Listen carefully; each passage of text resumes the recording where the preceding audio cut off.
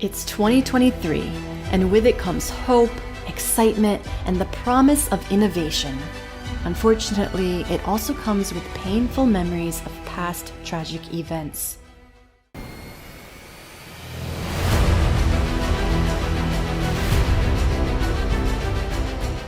It's been 20 years since the Space Shuttle Columbia disaster, one of NASA's worst ever. The timing and extent of the catastrophe make it hard to forget, and in our video today, we shed more light on the details of the mission, the nature of the disaster, and what followed. Could it have been avoided? Why was there no rescue mission? Sit tight, because as we'll soon see, re-entry does not always go according to plan.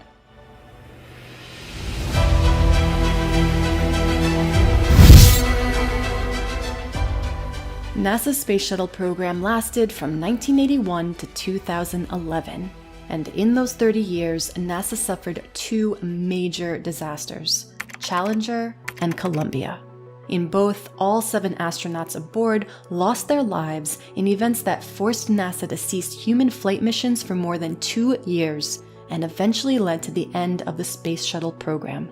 The Space Shuttle Columbia disaster occurred 20 years ago on February 1st, 2003. This was after NASA had promised to do better following the Challenger explosion in 1986, and at a time when the 9/11 incident was still fresh in our hearts and our minds, leading to all manner of theories as to what caused this tragic event. So, what did actually happen? Let's begin with a brief history of the Space Shuttle program and its purpose for space exploration. The Space Shuttle was a reusable spacecraft employed by NASA to transport astronauts into orbit, to conduct experiments, and launch and repair satellites in space. Later, it was used to transport modules to build the International Space Station and transported astronauts to and from the ISS. A total of 6 space shuttles were built, but only 5 made it to space. They were Enterprise, Columbia, Challenger, Discovery, Atlantis, and Endeavour. Enterprise being reserved for test flights only, rather than actual space flights. The Columbia was the first shuttle to make it to space. Its debut launch was on April 12, 1981, and it completed 27 missions, until its fatal accident.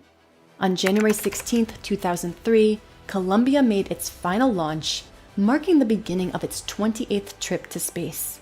At that time, the Space Shuttle program was heavily focused on constructing the International Space Station. However, STS-107, Columbia's last mission, was a 2-week trip prioritizing space research instead. The 7 astronauts aboard the Space Shuttle Columbia were selected around July of 2000 and were scheduled to launch on January 11, 2003. The crew comprised of Mission Commander Rick Husband, a colonel in the U.S. Air Force who had also flown on STS-96, William McCool, a U.S. Navy commander assigned as mission pilot, and Michael Anderson, the mission's payload commander. Kalpana Chawla served as the flight engineer, while Davis Brown and Laurel Clark, both captains in the Navy, were the mission specialists. Ilan Ramon, a colonel in the Israeli Air Force and the first Israeli astronaut, was the payload specialist. The Columbia was as sturdy as a space shuttle could be. It had been used on 28 missions over 22 years and had orbited the Earth more than 4,000 times, clocking a little more than 300 days of total space-time. In fact, following the explosion of the Challenger, the Columbia was the primary space shuttle used for research purposes and was even used to launch the famous Chandra Observatory in 1999. Columbia was in good form, passing all necessary certifications and tests. Or so we thought.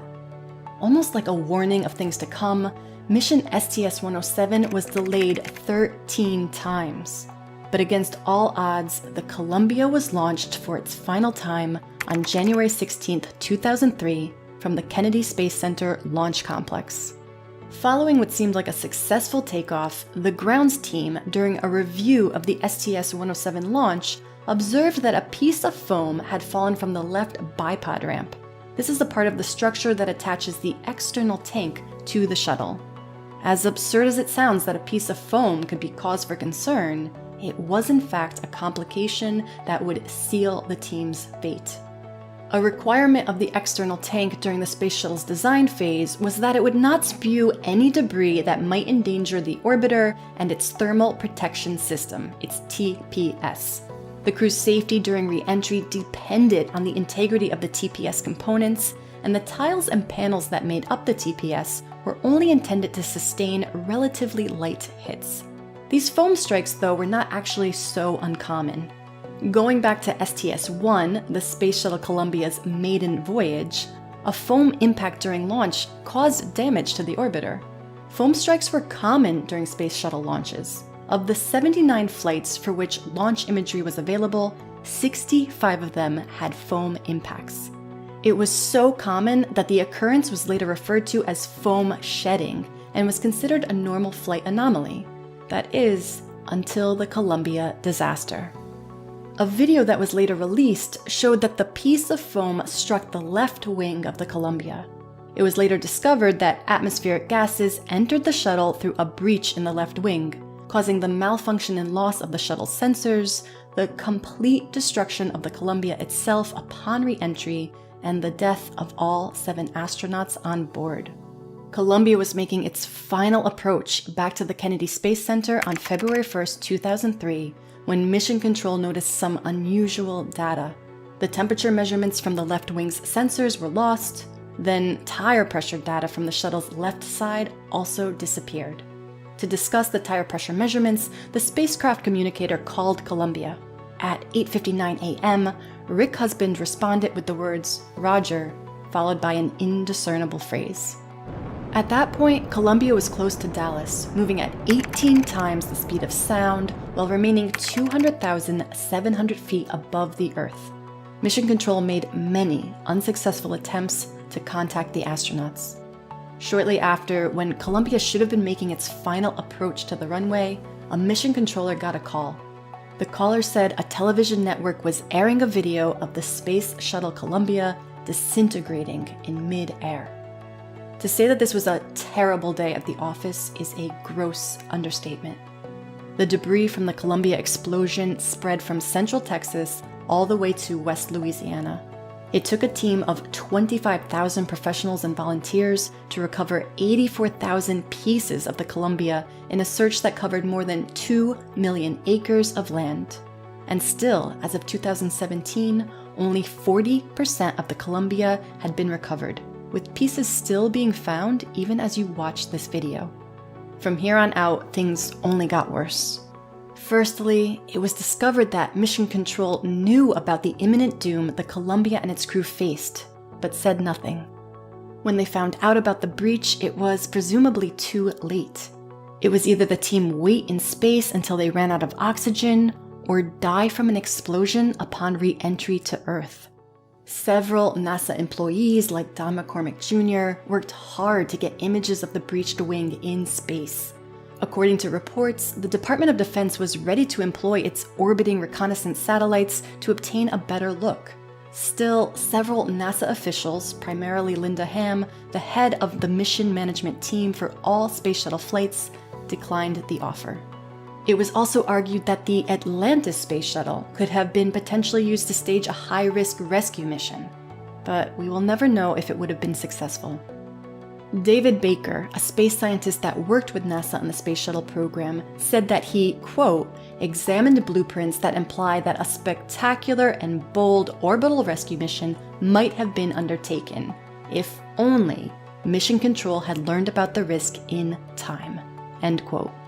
Baker claims that when Columbia blasted off on January 16th, the Atlantis space shuttle was almost ready for a flight on March 1st.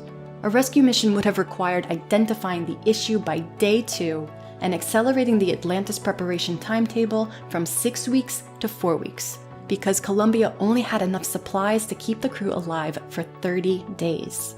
If it had been possible to do that, Atlantis may have been placed in an orbit that would have brought it within 6 degrees of Columbia at a 90-degree angle, requiring expert flying to keep the tails from colliding. With a smaller crew of 4 astronauts, 2 of them would have piloted the Atlantis, while the other 2 would have begun the rescue by sending lithium hydroxide canisters to the Columbia to lower the Columbia's dangerously high carbon dioxide levels. The crew of the Columbia would have then been guided to safety by an extended pole that the Atlantis astronauts would have placed between the two spacecraft. So why didn't NASA ever try such a rescue mission? According to Baker, the fundamental error was not having a sufficiently thorough investigation quickly enough. Until the evidence kept piling up daily, it didn't seem like the harm would have been that awful. Another problem, according to Baker, was that NASA did not adopt the failure is not an option mentality that had allowed the Apollo 13 crew to escape death in 1970 when their spacecraft suffered damage en route to the moon. In the end, the decision makers made a call that cost 7 lives, ended a number of careers, and would ultimately lead to the retirement of the Space Shuttle program. Following the incident, the official Columbia Accident Investigation Board report discussed and criticized the actions and decisions of Ham and several other senior NASA managers involved in mission STS-107. Ham was demoted and removed from her managerial position in the Space Shuttle program. The investigation board advised NASA to relentlessly search out and eradicate safety issues like the foam shedding in order to guarantee astronaut safety on subsequent flights. Of course, this also required more stable funding and political backing for the organization. You see, since the 90s, NASA had been facing serious budget cuts, which had been worsening with each passing year. By the time of the Bush administration, NASA was on a shoestring budget, still having to produce results while also prioritizing the construction and completion of the ISS.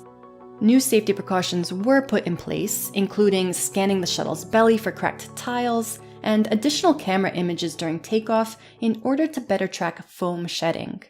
The Space Shuttle fleet persevered for as long as it could in order to complete the construction of the International Space Station. There was even a popular idea that the ISS could be used as a safe haven for astronauts in case of another launch-related foam issue. Upon the completion of the ISS, after 135 flights, including the tragic events of Challenger in 1986 and Columbia in 2003, which resulted in the deaths of a total of 14 astronauts, the Space Shuttle program was officially shut down in July of 2011.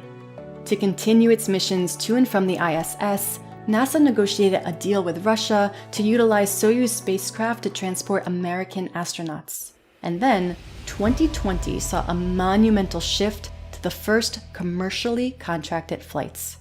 20 years after the Columbia disaster, NASA now employs rockets from SpaceX and several other private companies as they look to make space exploration cheaper, faster, and safer. We are eternally indebted to the astronauts of the final voyage of the Columbia for their courage and contribution to science, space, humanity, and generations of astronauts. Do you think NASA should continue to rely on private space exploration companies? Let us know what you think in the comments.